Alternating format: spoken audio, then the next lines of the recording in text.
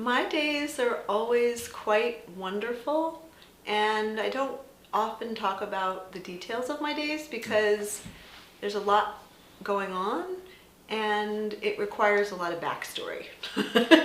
So let's just say very good. Fair enough. Yeah. And if you could, maybe just a little bit of an introduction for our audience, just on kind of what are your passions, like yoga-wise, right? And maybe a little bit of your background, and what are you really interested in terms of yoga? So my parents, as you know, Reverend Bhagavan and Bhavani Metro, got involved in yoga in the 60s in California, late 60s, through the path of meditation, not through the path of yoga asanas. So our family, our Metro family, wasn't drawn to yoga through the traditional path of Hatha yoga. We were drawn through yoga philosophy and meditation.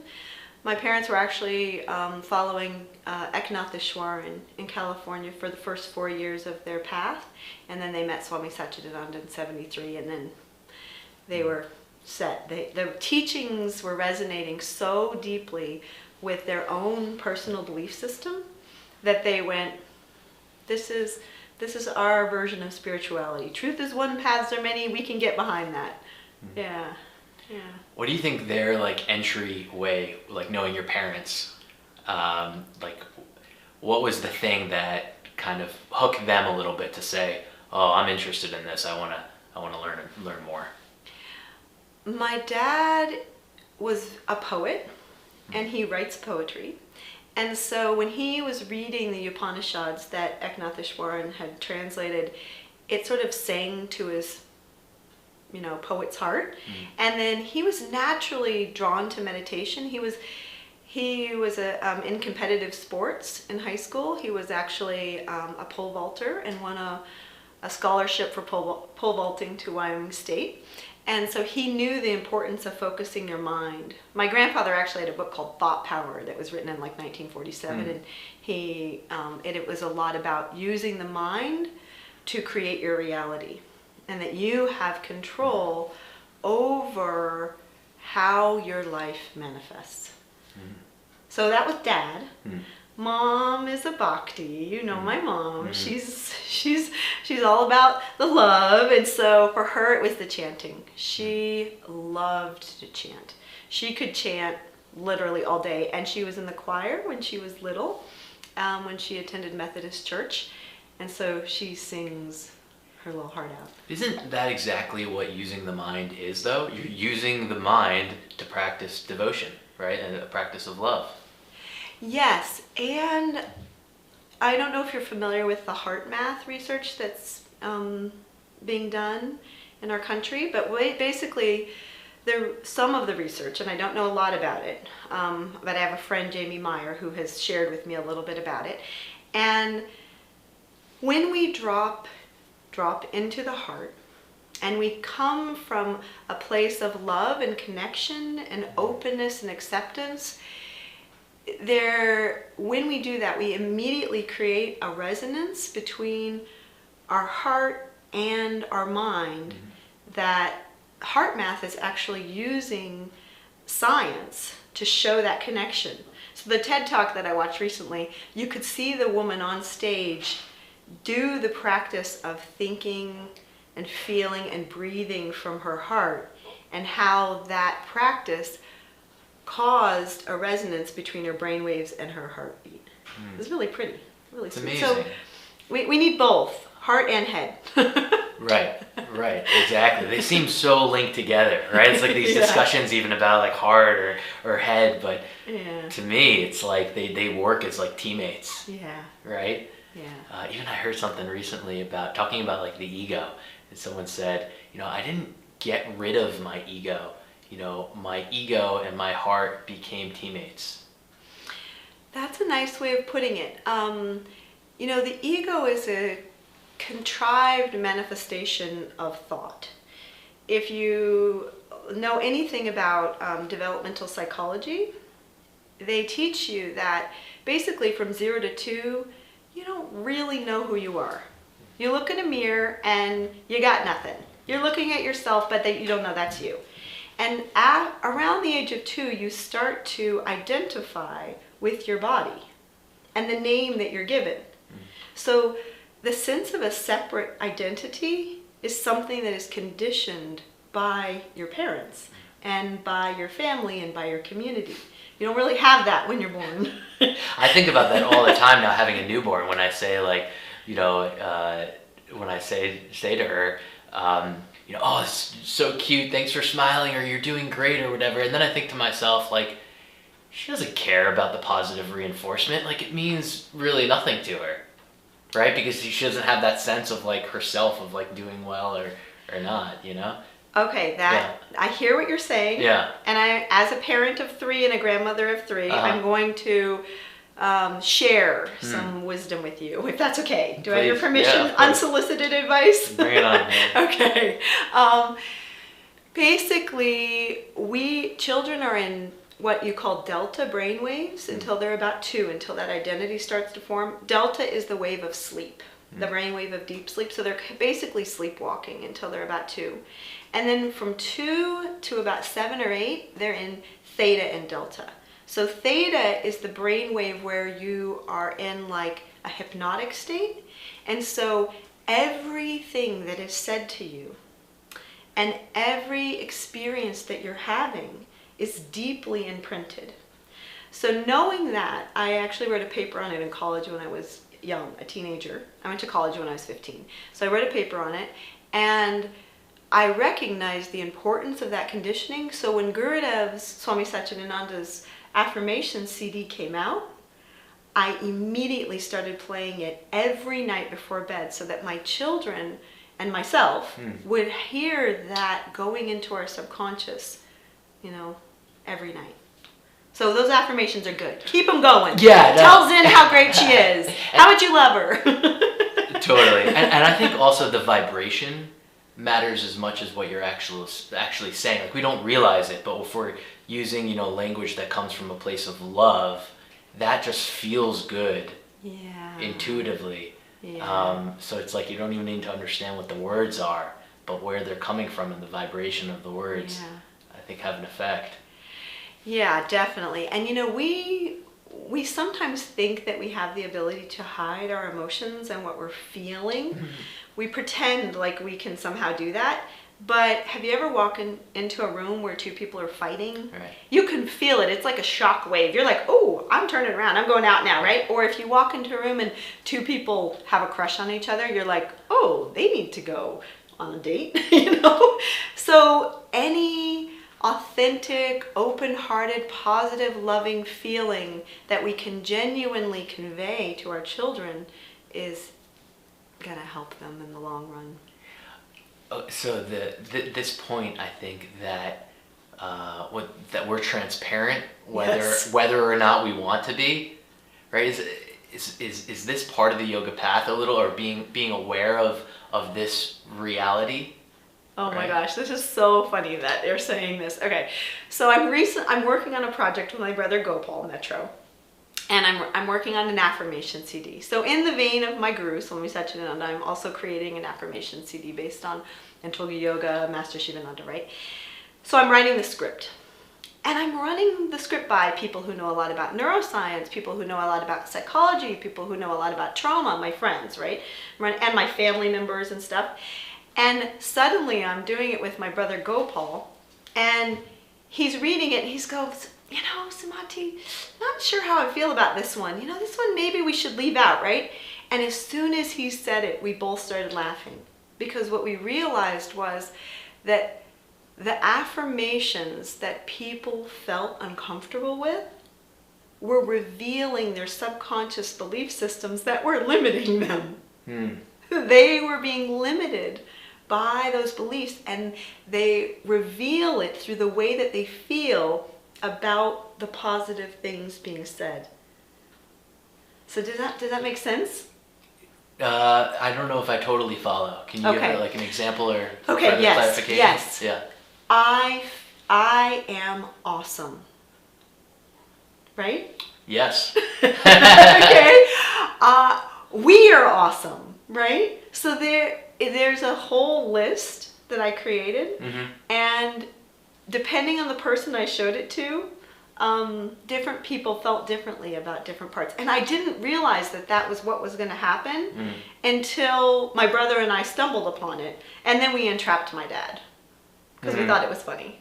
What, trying to have him read the affirmation that you thought would make him uncomfortable? No. We had him read the entire script and give us feedback if any of it didn't make him feel comfortable. Okay. Right, without telling him that it was going to reveal his own subconscious. Because, 95% of what we've got going on is subconscious.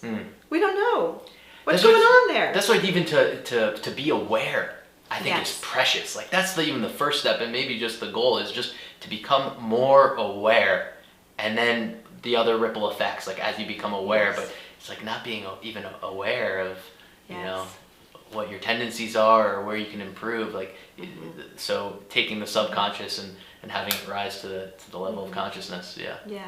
And Gurudev taught us through integral yoga to improve your instrument, your body, mind, and emotions, and heal it as much as you possibly could, and then realize that you are just the pure consciousness witnessing that experience. And then realize you are all the unknown quantum potential, so that you have the full holistic experience, right? But if we forget to do the healing work on our personal I, on the level of duality, right, a personal I, then when we realize we are consciousness and we just sit as the neutral witness, we're less motivated to make changes in our personality. Does that make sense? If we stand as the witness all the time. Yes. We're less motivated to make conscious changes in our personal I or in our personality. So while you're identifying as your personality, your personal I, your body, your mind, emotions, while your identity is there, then make the changes, practice the moral and ethical codes, modify your behavior, learn nonviolent communication, practice the yamas and niyamas, the 4 locks and keys, which you can find in the Yoga Sutras, etc., or whatever is important to you. It doesn't have to be the Yoga Sutras. It can be anything from your own faith or belief system or background. Did that maybe? Yeah, but what about this? Okay, I'm ready. What about the being in the witness state? Yes. Right. So let me just make sure that I'm clearly understanding you. Are you saying that being in that witness state, more of like objective, you don't have as much investment in the self, therefore you're just standing back and watching, and therefore you won't make as many improvements necessarily on the self because you don't care about whether you improve or don't improve? Is that? It's kind of what I'm saying, but to clarify a little bit more, even when you identify as the witness, which is the true self, who we really are, the seer, the one who's observing this experience, right? When we identify as that, and we no longer identify with our human body, our human mind, our human emotions, when we recognize that this body and mind and emotion is really kind of a radio antenna for that consciousness to experience life through. Depending on where our identification is, that's where our motivation will lie. So if you identify with the witness, the soul, the spirit, your true self, your higher self, Holy Spirit, whatever you want to call it, if you identify with that light of consciousness or God, everything becomes okay. So you're not motivated to change anything on the level of the human I, a personality. It might change. Yeah. Don't get me wrong. It might change. Things might happen. You might learn new information. You might grow. You might improve or whatever. But it's okay because you trust that everything is happening for the highest good of all. But maybe that's how actually the greatest changes happen, is with this feeling of lightness. Okay. right? So it's like it's Yeah. not a big deal if I do change, and Yeah. and therefore too, like that kind of objectivity, the stepping back and just see when I find that if I'm really like invested in my ego and caught into it, I just don't see myself as clearly because I have an intention for outcome. Like I want other people to like me. I have an agenda, so to speak, is what you're talking about. You have an agenda.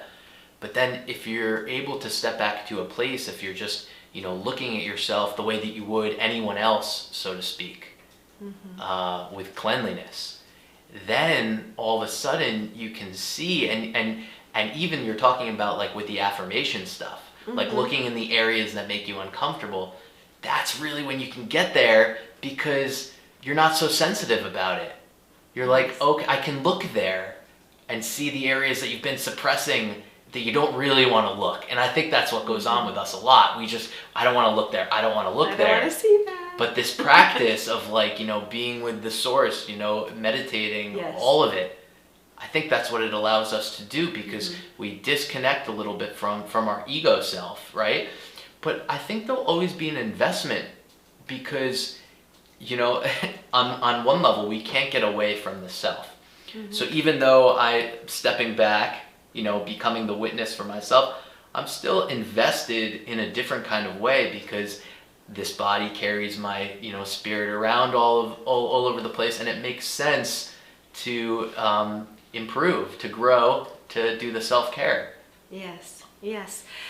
So there was a lot in what you just said. But one of the things I'd like to come back to is the importance of having spiritual buddies. If you're single, they can be friends that you trust and love that are skilled in nonviolent communication. If you're married, your spouse is the best spiritual buddy you could possibly have because they can reflect back to you areas that you're blind to. So a lot of times when I speak, I say, thank you all so much for thinking I'm so wonderful, but if my husband and my 3 children who know me the best of anyone in the world, who see me in my pajamas, with a cold and sick and not feeling great, if they do not think that I am being kind and loving and compassionate and all those qualities that are the best of humanity, then it's somewhat meaningless. We want to be the best personal I we can be in private and in public the same. And our spiritual buddies help us do that. They help us see, they call us on our stuff. But it also to the point that you made, I think, about at the start, about being genuine and how you always can feel, what the reality of it is. If someone's been fighting in the room, if there's a emotional attraction, romantic attraction, you can feel that. So on that level too, to realize that like, I think the tendency maybe to go out in public and present yourself a certain way that's different than you would at home. And this is very common in our culture, right? It's like when I'm home, I'm going to be, a certain way, and then when I go out in public, I'm going to display another. But doesn't that also connect to what we talked about before? So that idea that I can go out in public and kind of be something different and maybe like, it's a harsh word to say, but like fool someone, so to speak. I don't know how great that strategy is. Like to me, it's like genuineness is really the only way. And from my experience of a life of seeing a lot of this, what I've noticed that happens in family dynamics a lot is that people pressurize themselves to present a certain way in public when they're out. And then when they come home, because of the pressure that they put on themselves when they were out, all of a sudden they unleash like maybe a lot of rage or not such great things to themselves or other people that they're around because of that suppression. So there's again a lot in what you're saying. So Bissell van der Kolk, one of the world's leading specialists in trauma and trauma healing and trauma therapy, basically says we are a traumatized species. So every human being has inherited traumatic memories through their DNA, and then they have had traumatic experiences that have wounded them as people. And so when we go out in public, we put up our shield, we put up our boundaries and our public face that we think people will like, right? So we create a barrier between self and other because we don't want to be hurt or we've had past experiences, right? But through yoga and through meditation, we learn to let the boundaries go, especially through swadhyaya and self-reflection. We learn to let them go, and we learn to trust that it's okay, that we are safe, and we can feel that heart-centered connection with our fellow humans. And we also learn, hopefully, asteya, where we set really firm boundaries and we don't expose ourselves to situations that are neglectful, verbally abusive, physically abusive, etc., sexually abusive, etc., that we say no and protect ourselves, right? And love those people from afar who haven't done their own healing work, right? Mm. But we don't need to have them in our closest inner circle, right? But we, through meditation, through yoga, through this transformative practice, we start to trust again. We start to love again. We start to feel peaceful and feel happy, which is how we were born. So we're not recreating the wheel. We're going back to who we were when we were born. And maybe we inherited some DNA, memories. So we might be born with a fear of mice, okay? Or we might be born with a fear of heights or that sort of thing. So, rewiring our DNA memories is a little bit harder than rewiring our conscious and subconscious mind. Rewiring our conscious and subconscious mind through yoga practices, meditation, affirmation, stress management, all those good tools, resiliency tools, that is easier. But we can do it. We have all the tools there. We just want to do it. I'm going to ask you about this. Okay. Have you noticed a tendency, just maybe a human tendency, to... It's hard to know how much better it can be until you actually experience it. Definitely. How will you know what it's like to be at the ocean if you've never been there? Or, be on the top of a mountain or tasting a passion fruit or something. But even those of us who practice yoga and meditation and is this an important point for all of us to remember, no matter how much love we feel and how good that we feel, that it can always be even that much better, that there's always more progress to make, and that we don't even know. Again, you can't experience the ocean, so maybe you experience an ocean, maybe there's another ocean, or maybe there's that top of the mountain, or all those things. And somehow there's like a humility there for me behind that, to say that there's always more. Just like before, I didn't know how good it could be. Now, yes, maybe my future self will also say the same thing. Oh, definitely. And the nature of reality, this reality that we're all sharing this experience of, right? It's constantly changing. That's its primary nature, is change, right? So on the level of duality, things are always going to be changing and growing and getting better if that's your motivation and that's your intention and the direction that you're moving in on the level of duality. And on the level of consciousness, once that you have tasted that, once you have sat in the bliss and the joy of pure witnessing, if you've sat in the love, the unconditional love of open-hearted witnessing, yeah, you're going to want to do that again. You're going to want to live like that. And when you touch on the quantum potential of the unknown, and when the seriousness of life dissolves into the peace of the unknown, yeah, you're going to want to feel that. You're going to want to be that, So there's always on the level of duality more to experience, more to know. It's an endless bucket list, right? It's endless. But once you have the experience and the non-experience of the all, it's like every moment is like Christmas or Hanukkah or, Easter, your favorite day, because you don't know what's going to happen the next minute. It's always a surprise and always fun, and you approach it with an open-hearted awareness, and you approach it with a confidence to say no to anything that could be violent or dishonest or that sorts of things, harmful. It's nice. It's a nice way to live. I highly recommend it. I think, many of us, those that we care about and love so much, the challenge is, when you want to share, for example, like, the yoga, it's done so much for me. And, if you just started meditating, or if you just started doing yoga, like, and you can see again, like, as you're witnessing someone else, but for some reason, the component of self-discovery or the right timing, like, nature is not always set up for us to impart something on someone else. They have to be ripening, themselves. Swami Satchidananda always suggested to us that we wait until we're asked. You wait until you're asked, because if you give unsolicited advice, like I did earlier about Zen, sometimes it's well received and sometimes it's not, because the person may not be open to hearing anything different. And when we offer unsolicited advice, or we share our enthusiasm for our path, sometimes in our enthusiasm it appears that we're negating their path.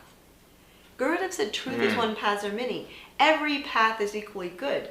So if a Buddhist or a Christian or a Muslim doesn't feel comfortable doing yoga or meditation, that's fine.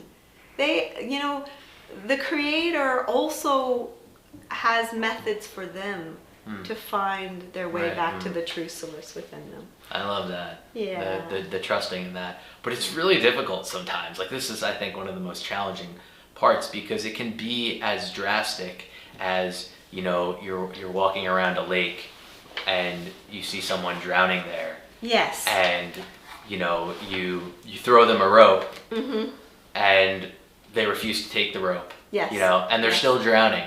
Yes. And so now what do? You just say, okay, I threw you the rope, you didn't grab it, or I told you to, like, swim in that direction and you didn't go there. Do you decide to jump in the water yourself and drag them out? Like, because they're drowning. Like, sometimes it does seem that serious, for those that we love in our lives. And I don't know if there is a right answer. To me, like, figuring out that is kind of art.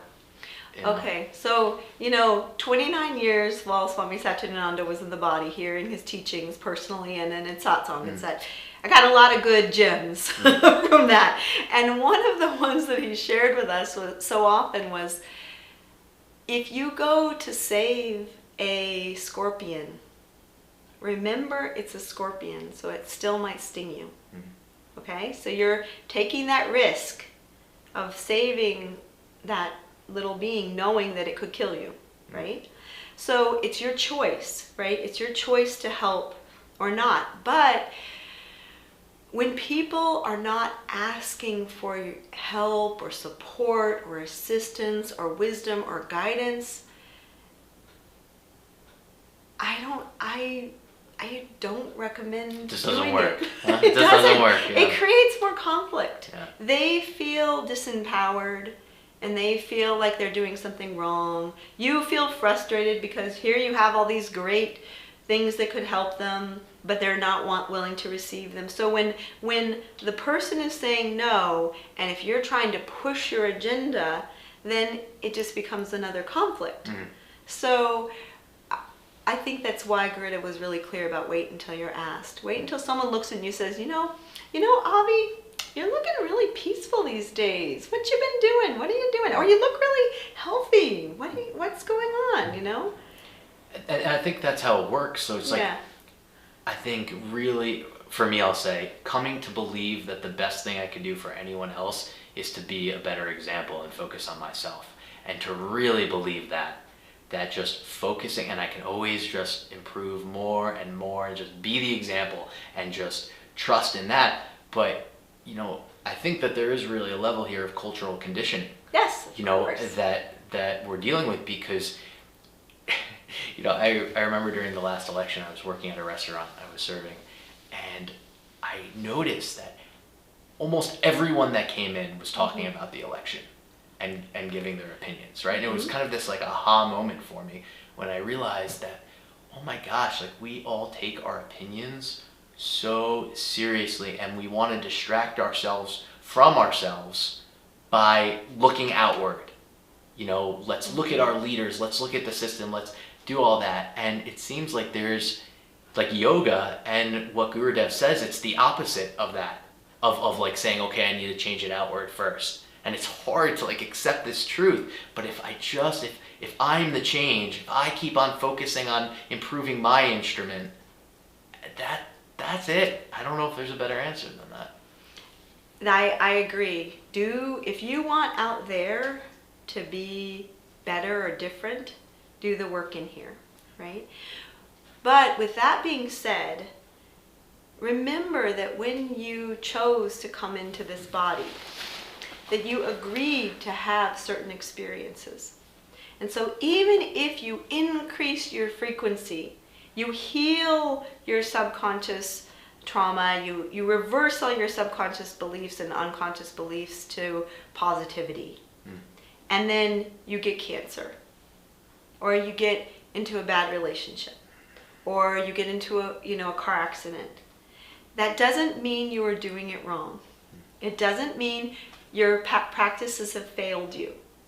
What it means is you agreed to have certain experiences in this life, and those experiences are coming to you to teach you something useful so that you can be more beneficial, helpful, serviceful, useful to the whole, the collective, to all of humanity. Yeah, and I think we don't know. You know, we don't know. It's the human predicament in a way, I feel, is how intelligent we are. Yes. Because we know so much that sometimes we're under the illusion that we can know everything. And there's so much to know, right?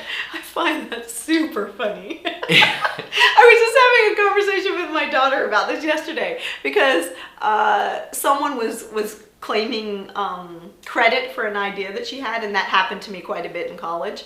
And when I got out of college, I realized this mind and this body is just a radio receiver for unitive consciousness. There is no original idea. There's no original thought. It doesn't belong to one person. It's just that person happened to tune in their mind and intelligence to receive that information from unitive consciousness. So it's just like you got lucky, like Tesla. You know, you just got lucky and you got all these like great information received through your radio antenna. It's this. So how could you own that? Right. The taking credit. Yeah, it's hilarious. For it, because the next level of that, or the next question is like, okay, you want to take credit, but did you create yourself? You know, and if so, what is that thing that created you? You know, right? Like, yeah, we're just all born into this experience of being alive, right? And it seems, but I think the flip side of that, the danger is, like, if there's no taking credit or responsibility, then it's going to, like, chaos is going to happen. Where's accountability then? Yeah, like we're so dependent on this system of like taking credit and punishing. Yeah. We're, I think, very afraid that if we let that go, that, you know, everything would unravel. But from my experience, it's exactly the opposite happens. When you start to not be so invested in the self, all of a sudden the actions have this softness to them. Yeah. Yeah, I like to say that when you rest as the witness, that rest, that peace and bliss and happiness sort of informs your personal life. It sort of like rains down that onto your personal identity, right? Mm. Or your ego, right? It reigns. So then your ego becomes colored by that consciousness, right? But the question is how do we then, if we identify with consciousness, how do we remain accountable on the level of the personal I? We realize that we're not doing everything, that we're the witness, that we're, how do we stay accountable? And the beauty of that is remembering that your body and mind and emotions are a projection of your mind and your consciousness, not your mind, your consciousness. And that it created that identity of you. Remember that the 2-year-old is creating its identification? And so because you created it, right, then you could be accountable if you wanted to be. Which, in relationship, I highly recommend accountability. Right. If you would like to have a happy, long-standing relationship with others. Right. It's funny how we can kind of play on different levels, it seems like. But maybe they all have their place. If we're talking about monotheism, right? There's only one creator that created everything, right? And nothing. Then that creator has to be the unknown, nameless quantum potential. Creator has to be all consciousness, all presence, all awareness that is always. And that creator has to be all the individual beings and universes and stars and galaxies. Otherwise, it's not monotheistic. Otherwise, then it's something else, right?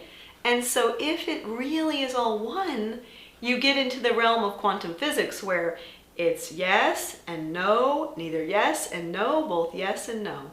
You get into like the whole like quantum conundrums. I love quantum physics though. I have to watch a lot of YouTube videos about it. Why do you like it? I feel like the quantum physicists are the scientific non-dualists. So they're discovering through their scientific experiments and mathematical equations the same truths that are found in the ancient wisdom of all faith traditions globally. But they're doing it with the scientific language, they're doing it through experiments and testing and math and everything, so I find it fun. Yeah. And what's the role of intuition there with science too? Oh boy. Right, because it seems that like we intuitively know something, or there's this question of whether like or our not, hypothesis. Yeah, and I can't trust my hypothesis or intuition until science tells me that it's real. Okay, that's a trick of the mind. That's a trick of the mind. In the mind itself has these bias tendencies. Bias towards negativity, bias to doubt, those sorts of biases, right? And so whether it's science, religion, atheism, faith, any of those scenarios, we have to overcome the bias of our minds and be open to possibility, have faith, right? We have to have faith to be able to see the outcome.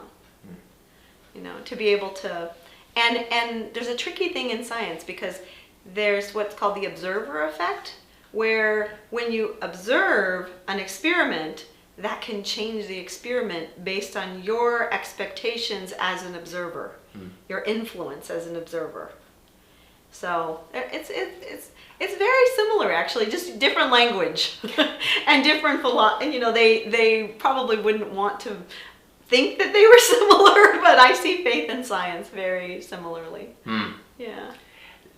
The idea of the observer, I think maybe, and the effect that the observer has can lead to a question I have about community, right? So the effect of what other people are doing around you, right? And asking you in particular, you grew up here at Yogaville in a spiritual community. So I'm interested in, how how do you view kind of the more mainstream or traditional communities that most of the world's not living in a spiritual community? True. Right. So do you feel like you have... Or the whole world's a spiritual community. That's for sure. That's for sure. Sorry, I just had to throw that in. We just had to jump to that other level for a second, yeah. But I'm just interested what you make about that. Do you feel like you have a good understanding of kind of what the more mainstream traditional communities are like, and just the effect of community in general? I did have a little bit of an experience with that. It was probably a unique community because my husband was a Marine and active duty when we met, and I was currently in school getting my bachelor's in nursing, and so I moved to the Camp Lejeune area, not on Camp Lejeune. I actually live near the beach, but I moved to the area to go to school for 3 years, and then I drove back home almost every weekend and did my internship at UVA. But anyway, regardless, I did have an experience of a military community, and so maybe that's not like, Chicago, New York, or a suburb or something, but it was definitely a community.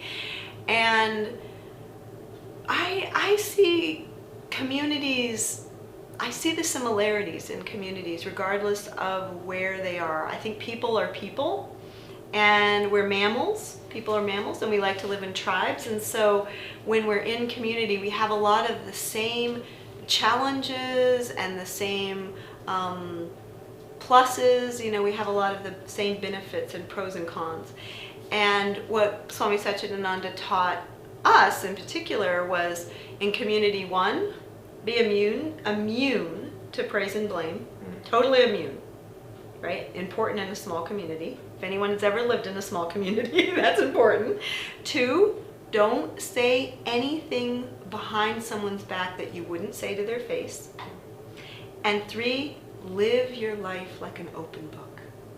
If you live your life like an open book, then there's nothing to hide. So then you can be in community, and you can be your authentic self, and you can have connections and feel safe. You can be immune to the inevitable gossip that occurs in community, and you can learn to thrive in any community. Okay, so praise and blame, open book, and what was the third? Let's see. Be immune to praise and blame. Don't say anything behind someone's back that you wouldn't say to their face. Okay. I think that's incredible, right? Yeah. The challenge I think many people feel is that the majority of people are not operating on that level or by that kind of a code. No. Right. And so the biggest the reason why I came to Yogaville, I'll tell you. Like when I was a bit younger, I had maybe more of an idealistic view of my environment doesn't really affect me much, so I can be anywhere and I can hold to any precepts, and I'm gonna be there. Yeah. And at some point I realized I felt that I opened up to my humanness, pretty much. I'm a human.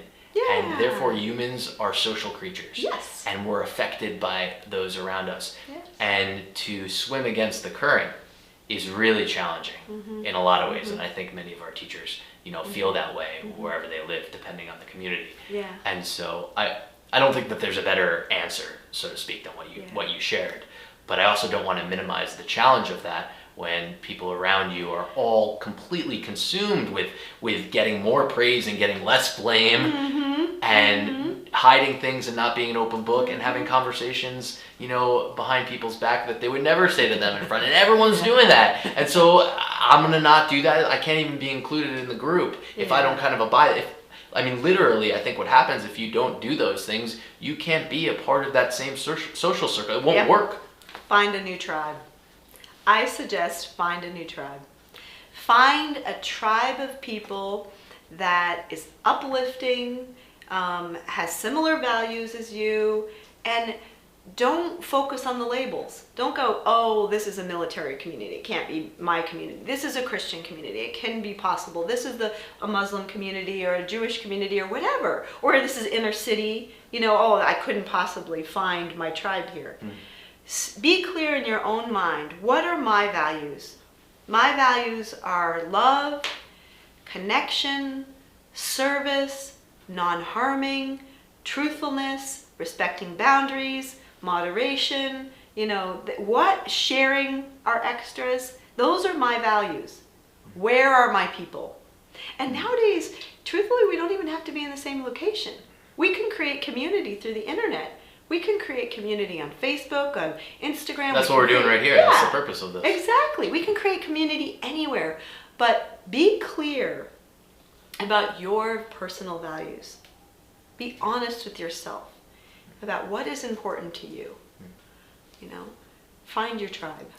That, I think, getting clear on that and realizing what are your personal values, it's something that lately I'm becoming more aware of because, there's meditation practice. Yes. Right? And that's whatever that is. And I think more of the focus is really on just clearing the mind and not really having many thoughts or using one thought to kind of hold steady. But then this time for reflection. Yeah. Too. It's almost like meditation, but it's different, where you actually do use the mind to decipher and decide what are my personal values. And I think that might be lost a little bit in terms of importance. So it's like the meditation is really important, but also this reflection time on coming to decide, what do I believe? What do I care about? What are my priorities? And so another thing that a habit I adopted when I was younger, and Gurudev was advising me regularly, was the habit of having a spiritual diary. So I had my spiritual buddies, and I had Gurudev to give me a reflection of where I was, stepping out of line. And then I had my spiritual diary, so every night I would journal, and I would be honest with myself throughout the day. I had my values listed out, and I would say, how did I do on a scale of 1 to 10? Was I truthful today? Was I non-harming? Did I harm no one today with thought, word, or deed? Was I adhering to all my practices? And just be honest so that you can be accountable, right? It's a really important practice, not only for spiritual practice, but it's important if you want to build muscle and lose weight. I mean, it's there's a lot of research out there that says if you journal, you're going to have a better outcome because you're going to be tracking yourself and you're going to be authentic and accountable. Do you think there's this a split in a way between a mentality of survival, of just getting through this experience of life, and then one of whoa, this is an opportunity, I want to make the most of it? I think that many people consciously or subconsciously come from a point of survival. And that's why I really enjoyed doing stress management teacher training with people, because it taught them the indicators that their nervous system was giving them to tell them when they were no longer in balance between their parasympathetic and sympathetic. So your sympathetic nervous system is fight, flight, right? Your parasympathetic is rest, relax, digest, recharge, rebuild, right? And so when those two aspects of your autonomic nervous system are in harmony, you're alert and relaxed. So you're highly functional. But most people live in a subconscious or unconscious stimulated state.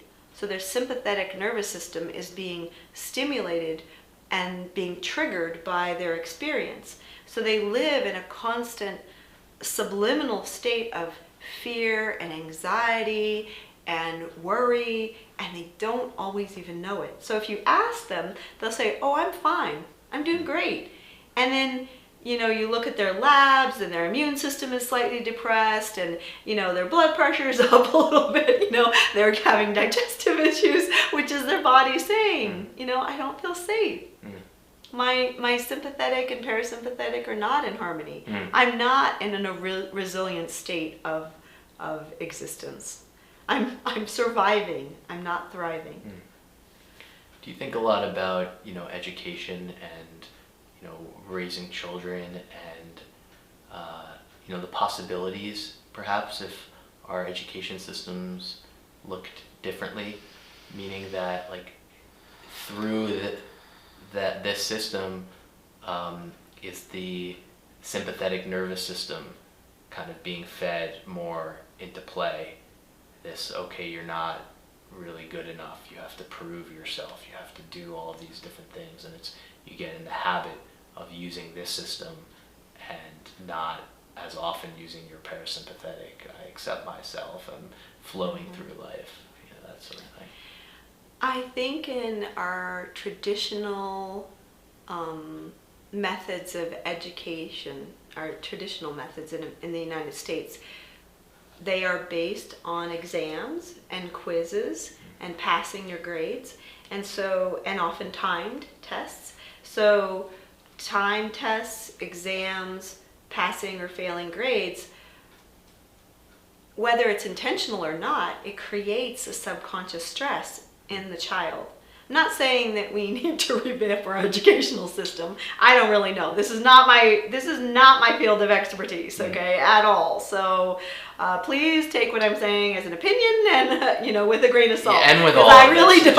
Just our opinion. Well, but in we a were way, talking about yoga philosophy and meditation, self-realization. Yeah. I kind of have some experience and Sure. know a little bit, and because I have a nursing degree, I'm a little bit knowledgeable. But education, I don't know a lot about. I just know that exams and time tests can stress your nervous system, can cause you to panic and feel anxiety and those sorts of things.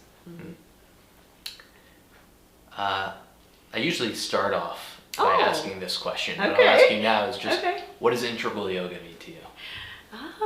Integral yoga, what does it mean to me? So in the classical sense, integral yoga was a term that Swami Satchidananda brought to the United States, and he used to basically label his classical yoga that came from India. So integral yoga includes philosophy, it includes, the Raja Yoga, the ethical perfection, it includes the Jnana Yoga, the yoga of wisdom, Bhakti Yoga, the yoga of love and devotion, Karma Yoga, the yoga of service, Hatha Yoga, the yoga of postures, and Japa Yoga, the yoga of repeating God's names again and again and again. So he used that term just to say that any path is okay. So integral yoga, to me, is the yoga version of truth is one, paths are many. It's basically saying you can do any path of yoga and or in any combination, and you're still gonna get to the truth about yourself, right? So to me, that's what integral yoga is. It's like the yoga version of that. Awesome. Yeah. I like that answer a lot. Yeah. And for our teachers out there, that, especially if actually both, if you've just even done a training, or maybe it's been a while since you've done training, and you're trained in integral yoga out in the world, is there any kind of message that for you to send out to our teachers that you feel would be helpful and supportive to them? Come back to Yogaville whenever you need to be filled up again. Because I can't even imagine. I have many friends who are teachers globally, and travel globally. And I can't imagine how they keep their own cup full and they stay passionate about their own practice, their own spirituality, their own tradition and faith, if they don't come back occasionally to refill their cup, to take care of themselves. So, R&R for themselves. Keep your cup full, and so that you are giving and you don't give to the point of exhaustion, so you burn out. Because I think when you're in a caring role, which I think a lot of yoga teachers in America are, you can get caregiver burnout very quickly if you don't take care of yourself. too. And Swami Satchidananda told us that very clearly. He's like, take care of yourself so that you can better serve others. You know, don't forget yourself. You're equally as valuable as all those other people that you're serving. No one's up here or down here. We're all equal. And that includes you. Right. Yeah. And I think maybe yourself in a way is maybe a little bit higher on just a practical level because you're the one that you can control.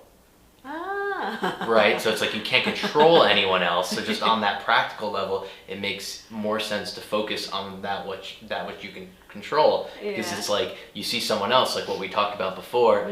You know, I would love to impart on them self-care, but even if you try, they're maybe not going to do that. But if you have your own insight into self-care and taking care, boom, you can do that immediately. You can start. There's nothing stopping you. Yeah, true, very true. I'm so bad at remembering the names of people to quote people. That's not one of my strengths. But I love this quote. So whoever said it, please know that I'm honoring you. But it's basically, we have a great boundary, and it's our skin. And what is inside our skin is our business. So my business, what's inside your skin boundary is your business. And then what is going on outside of that is basically the creator's business. So we got our business, your business, and none of our business. I love that. I love that. It keeps it very clear. So we were like remembering, okay, what should I do in this moment? What is the most useful thing to do in this moment? For me, so much about the path is just remembering. So it's like that, what you just shared is like remembering that. So as we get caught in these external, come back to it again, remember, in my business, again and again. And Gurudev said it a million times. I know I'm quoting Gurudev a lot today, but he's my guru, what can I say? He used to say to us all the time, the perfect yogic act harms no one, and that includes you, and benefits someone, and that can include you. So that's another really clear line. Is what I'm going to do harming no one and benefiting someone. Right. And again, that takes that reflection. Like what just happened there, you know? Was I benefiting anyone today? And that's how we, and the more you can do that as a witness, that's what being the witness is. What just happened? Did it follow those things? And sometimes even we have subliminal communication patterns that we inherited from our parents.